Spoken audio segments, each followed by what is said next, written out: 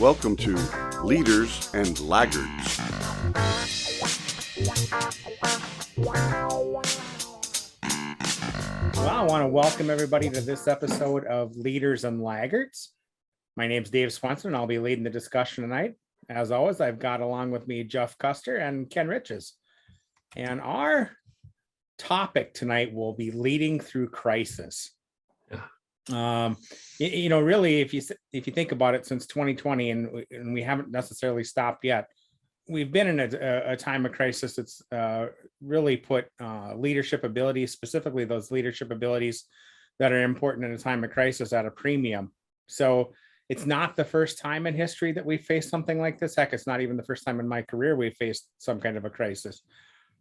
But I think it's important for us to have a discussion about how leaders, behave in crisis. And so that's the discussion that I wanted to have tonight.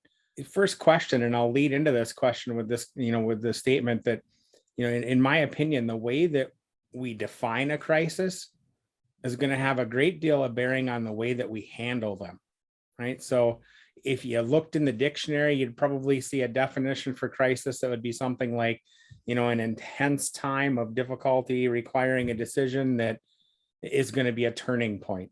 So my question to the both of you would be, is that the way that you define crisis? Specifically, if we're thinking about crisis at a corporate or a team level. And the second part of that question would be, why do you use the definition that you use for crisis? So let's start with Ken. Yeah, it was I started off by looking up some of the dictionary definitions like you had mentioned. And, one of the things that I found really interesting was that a big portion of crisis is it's focused on health. And that it is often a crisis is you're either going to recover or you're not. Right. And I think if you kind of look at it like that and then start putting it into a business perspective, I think some of the things that come to mind is that it's unpredictable. I would define it as being sudden, having a negative impact on the organization. And a really good example when you look into crisis management is I can't remember how many decades ago it was with the whole Tylenol scare, and there was poisoning in the Tylenol, and but it can either have a negative impact on your reputation or on your finances.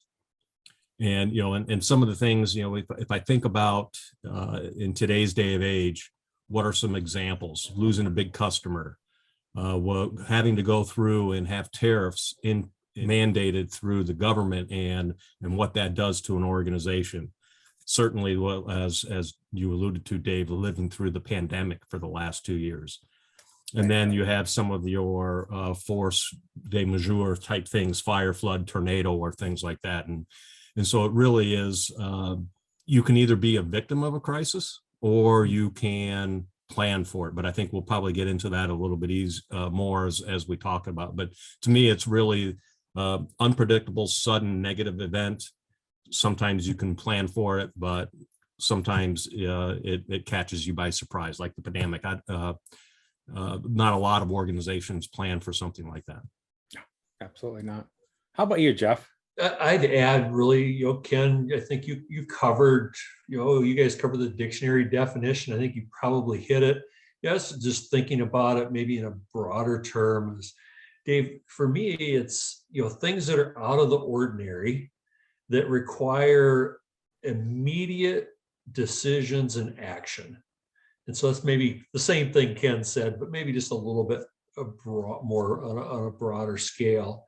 And, one of the things I was kind of thinking about this is, as we were going to do this topic, is some people make everything into a crisis. Yeah. And, so it's just interesting to have this discussion around what do we think it really is. And, I think so many times you see people blow things out of proportion. And so kind of, I think where you're going with this, Dave, what truly is a crisis, and how do you distinguish that from ordinary challenges that organizations face every day that aren't crisis? Right. Yeah, and to your point, Dave, I mean, it's if everything's a crisis, nothing is a crisis. Just like what the same thing that comes to mind when organizations try and go through prioritization. If everything's a priority, then nothing's a priority. But it really fits into the same vein. No, that's exactly where I was going with the question. Is since early 2020, it's tailed off a little bit, but for quite a while, that was a consistent request I got from clients was, hey, can you help us with something with crisis management? And so when you start to talk about what a crisis means with people, you get a lot of responses. And like you just said, Ken, boy, if everything is a crisis, then nothing's a crisis. And so, I think you guys, both nailed how I would generally define it. Some kind of event or occurrence that if you don't act upon it, well, then it can escalate even further. But it's got to be something that specifically is going to have a deleterious effect to you and or your organization.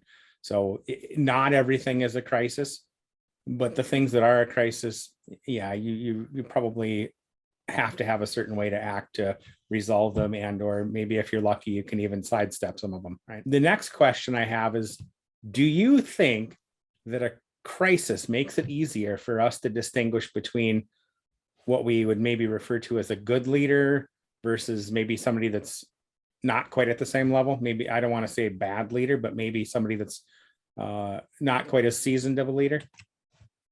And we'll start with you, Jeff. Dave, I think on this one, I'd say crisis probably tends to amplify our traits and behaviors. Yes.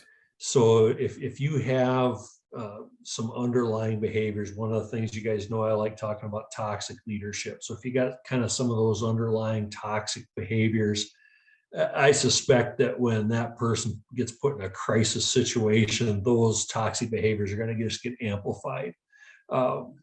So I think it does. I think crisis does bring out probably the best in us and the worst in us. One of the things I thought of too, I've been in this situation in an organization where crisis management was recognized and almost kind of put on a pedestal. And one of the arguments I always had, that I don't want to get us too sidetracked, was, okay, let's say we have a crisis 5 days out of the year. How about the people that perform at a high level the other 360 days a year? Right.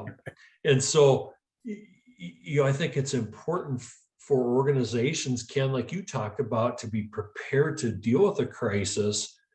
But I would warn organizations to not get really good at being, that's the only thing they're good at is fire drills.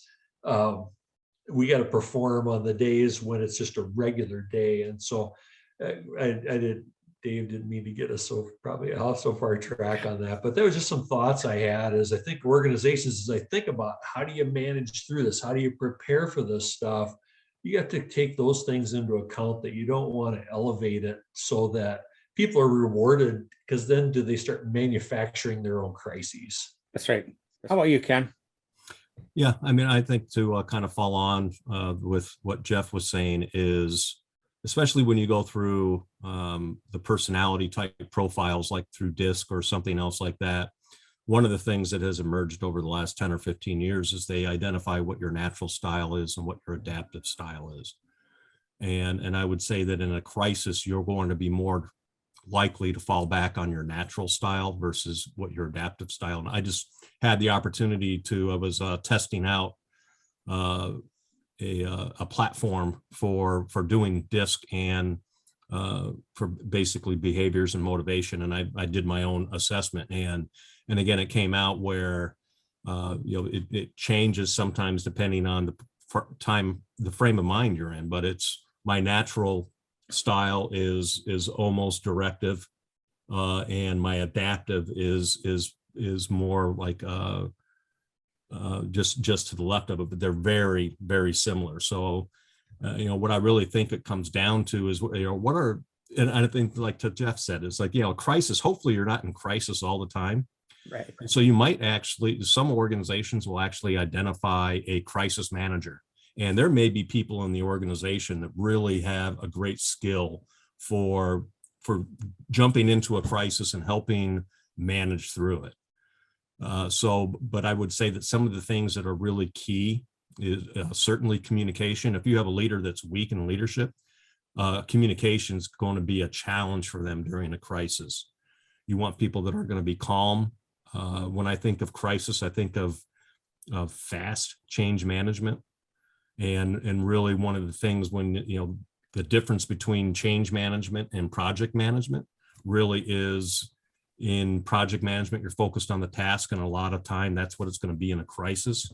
But in change management, you need to be focused on the people. And I think that that's what is really key when you're managing through a crisis, is keeping that people focus, whether it's your internal team, your customers, your stakeholders, but you have to maintain a really people-focused mentality, and communication and calmness are key. Dave, Ken, I have a question. Just when you talk about style, natural style, adaptive style, several weeks ago, we talked about leadership styles, and one of the ones we talked about a lot was the autocratic style, and it's one of many.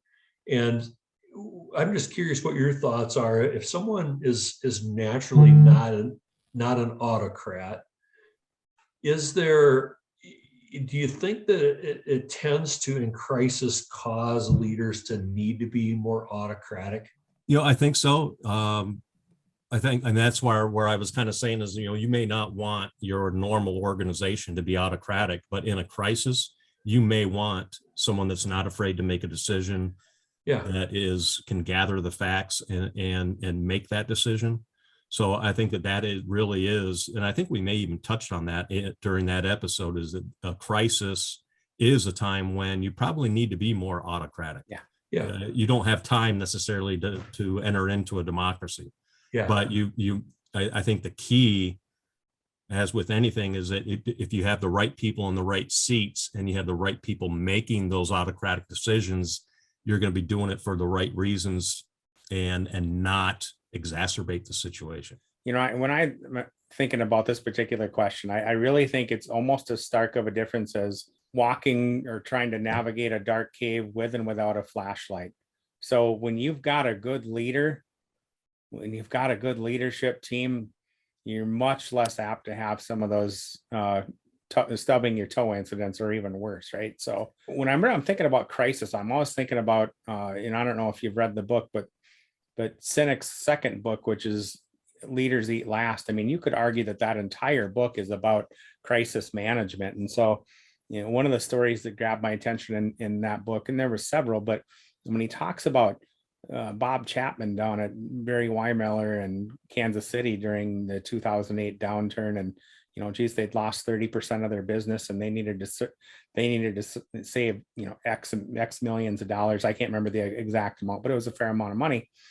And so the board came to Bob and said, we need to start laying people off. And Bob pushed back and said, no, that's absolutely not what we're going to do. We're going to protect our people.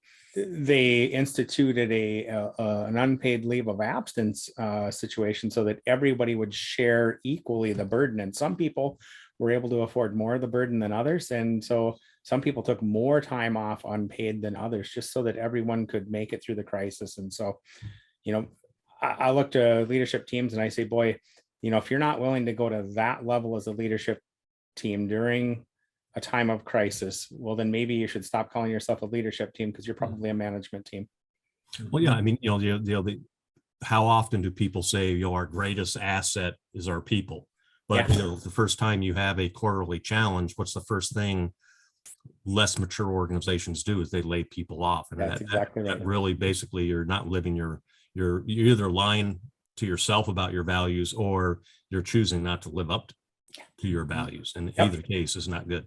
No, either one is not a good outcome. Last question then is, in your life, what experiences do you have leading during a time of crisis? And the second part of that question is, what is it that you learned through that experience that maybe you can share with the audience?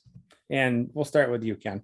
I had the opportunity as when I was working in nuclear power to one of the projects I had was business continuity. And this was back in when, if you remember back to when SARS was so bad, and there was, and there was a big worry about the avian flu and things like that also. Mm-hmm. And so one of my projects actually was to develop a business continuity plan for Cook Nuclear Plant in Michigan. And, we were looking at things like, do we bring in a cruise ship and park it off so that we can rotate people in? I actually had, and again, to me, this all comes into planning for the crisis versus waiting for the crisis. We were working with the county. I actually remember the warehouse calling me up, and it's just like, we have all these pallets of MREs and food coming in. What do I do? What's going on with this? So, so there was, so that aspect where you're really trying to plan for it. And we took it beyond just pandemic planning, and again, I would say that this was back in like 2009, 2010, well before the pandemic we are living through now. We also took a look at that, though, at your IT systems and what are your backups. We looked at weather, and one of the worst things for us would be wintertime, and not being able to get access to the plant and how you would have to sequester people. The other thing, having worked, spent 25 years working in nuclear power, is one of the roles that almost everybody at the plant had was emergency response organization. And so that and they still carry in some organizations still carry pagers, and a big portion of that is not only diagnosing and fixing the immediate issue, but it was also, I was in the what we call the JPIC. It was the Joint Public Information Center, and again, it all comes down to, as I mentioned before, about communication. And it's key to understand the message and how people are going to react to the message. And probably the last example, and one that was really solidified to me what it means to be a CEO or a C-level executive, is when I was working at Cook, we had a catastrophic failure of our Unit 1 turbine. And it was an 18-month project. And we were running Monte Carlo analysis on our schedule and everything. And we knew what the highest probability date was. And it was like 2 years out. But the date that we published to the organization and that we communicated during our meetings was a 15-month time frame. And that's really where one of the key roles of your C-level is to push your organization so that they perform at their highest level. If you say that, hey, our 90% likelihood is 24 months, the organization will work towards the 24 months.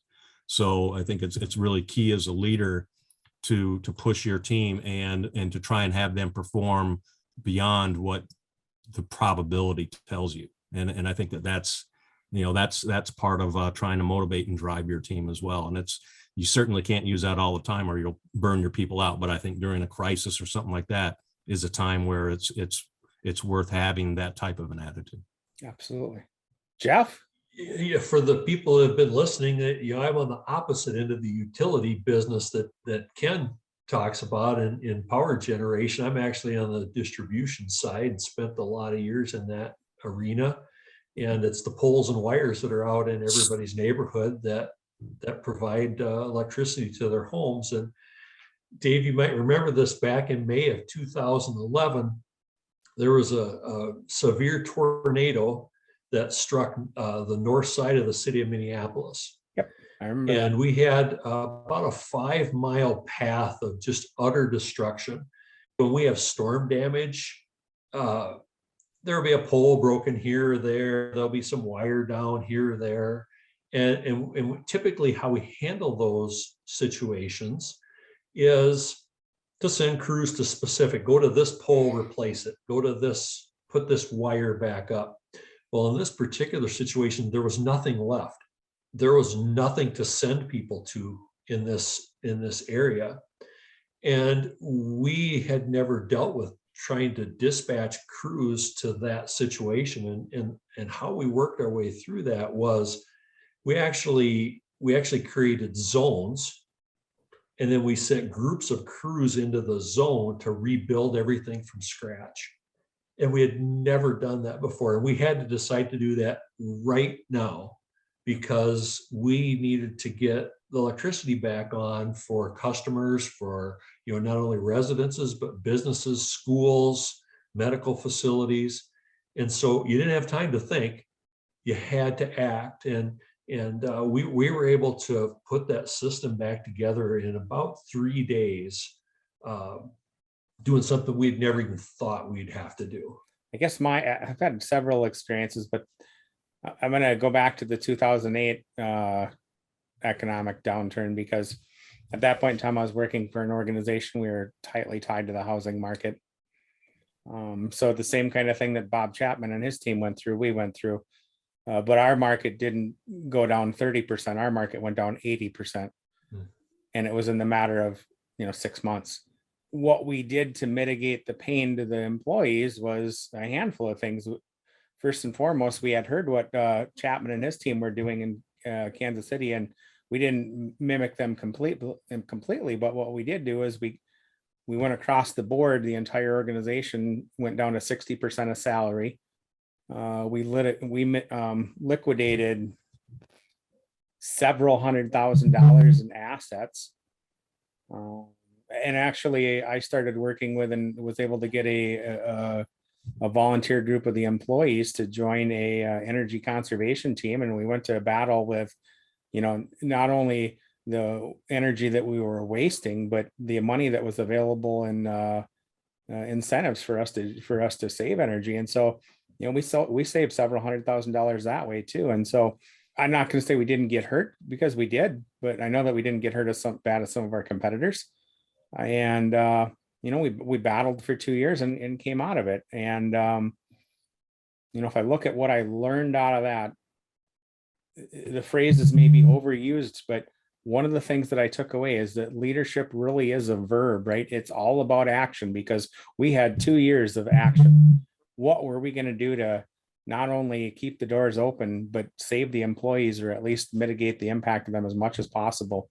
The other thing that I learned, though, was, Ken, you talked a little bit earlier about our strengths, right? And so if I think back to the downturn happening, if I look at my DISC score, I'm very aggressive, right? That tends to be my wheelhouse. I'm super aggressive when it comes to taking on any kind of a problem or challenge, but I've got a bit of optimist in me as well. And, maybe opposite of me, we had our sales manager who just would not stop talking about, hey guys, I watched these numbers for housing starts for the last century, and something bad is going to happen. We're about 18 months out, and so he was able to get the rest of the leadership team on board to start taking action before the downturn actually hit. So we finished a large project probably 3 days before the banks were getting cleared out in September of 2008. And so, I learned a lot about valuing other people's strengths, but I also learned that if you're going to be a leader, it means you're going to act. So, yeah, and I think that as a leadership team, and we, you talk about strategic planning, you talk about doing your SWOT analysis, but I think that, it really is, it comes down to when you're taking a look at that, is asking the question, what is the worst thing that can happen? Yeah. And then saying, what do we think the probability and the likelihood of that happening, and what are the consequences? I mean, it's about risk management. If you have something that has a high probability and a really negative consequence, you probably need to plan for that. And if it's an extremely low probability, or it has a very small consequence, then you probably can wait and let those things happen. But I think that, risk management, and that's the whole thing in manufacturing that ISO 9001, when they moved to the 2015 standard, was about, is introducing risk management to the organizations, and having organizations from a business perspective, look at their risk management. Any last words, Jeff? Dave, earlier you talked about remaining calm in the time of crisis. And just a couple thoughts for people listening. How do you do that? We all gave examples, and I just wanted to cover a couple points of that people I think can use to practice so that they're ready. And I think one of them is a little bit about previous experience. How much time do you have in the chair making those decisions in smaller issues, so you can become kind of battle tested and hardened? That's one part. We talked about you have to make these decisions quickly, Ken. And so I think leaders should be prepared to make decisions quickly, but don't rush into them. If you need to take a few minutes just to collect your thoughts, gather what information that you can, don't just rush into things just to make decisions. We know it has to happen fast, but don't overdo that. And then I think, a couple of last things, focus on solving the problem. I love the things you talked about, the problem. We focus on the problem. You have to set your emotions aside. You have to figure out, how do I stay positive and not second guess myself and have all the emotions start impacting my decision making. And then I think one of the things, my specific example that I gave is talk to somebody that you trust. Maybe it's a peer or an employee, and bounce that idea. Here's the crisis. Here's what I think, that the decision I want to make. What do you think? So just a few maybe tips, Dave, for people listening, for how do you practice that being calm in the time of crisis? I guess for me, the kind of the final word for the group or for the listeners might be that just realize that, crisis mitigation, crisis management, that really is, if not the primary, it's one of the primary roles of yourself as a leader and your leadership team. And so think about, as Ken said, what's the worst thing that could happen, and what are you going to do about it? And if you look around the room and you're not comfortable with the answers that you're getting, take an opportunity while we're not in maybe some of the crises that we have been, to reach out to somebody that is an expert in this field and can help you plan for those things. But making it through a crisis with a team intact that trusts each other, that doesn't happen by accident. It takes leadership. That's the last I have on the subject. And until next week, signing off for Leaders and Laggards. Thanks for watching, and remember, leadership matters.